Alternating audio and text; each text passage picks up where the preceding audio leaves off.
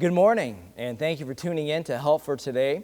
We are in the book of Daniel, chapter 3. Yesterday, we looked at the stand of Shadrach, Meshach, and Abednego and how their lives stood out from the rest of the crowd and what they were doing. In verse number 14, where we pick up today, Nebuchadnezzar then brings Shadrach, Meshach, and Abednego to himself, and he begins to question them. In verse number 14, he says this, "Is it true, O Shadrach, Meshach, and Abednego? Do not ye serve my gods, nor worship the golden image which I have set up? Now if ye be ready, that at that time ye hear the sound of the cornet, flute, harp, sackbut, psaltery, and dulcimer, and all kinds of music, ye fall down and worship the image which I have made well.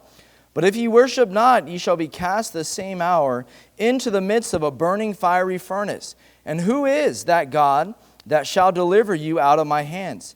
Shadrach, Meshach, and Abednego answered and said to the king, "O Nebuchadnezzar, we are not careful to answer thee in this matter." It's an amazing thing. King Nebuchadnezzar gave them a second chance. He brought them in and said, I know you didn't you didn't bow the first time, but let me give you another opportunity. Maybe you didn't hear the music. Maybe my command wasn't clear. So let's do this again, and let's have you bow. But I love the response of Shadrach, Meshach, and Abednego. They answered and said, "O king, we are not careful to answer thee." We don't have to give it another thought. We don't have to reconsider it.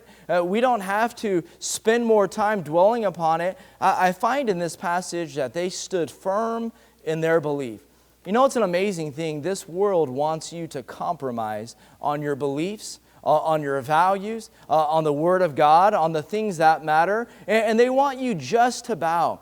I imagine Shadrach, Meshach, and Abednego probably could have justified it in their mind. Well, when in Babylon, do as the Babylonians.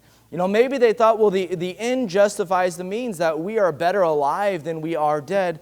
But I found that no matter what King Nebuchadnezzar had said, they stood firm. They were resolute. They knew what they believed in, and they weren't going to waver. Christian, can I encourage you today? No matter what the philosophy of the world may be, no matter what the popular opinion may be, stand firm. Don't waver, don't compromise, stand firm.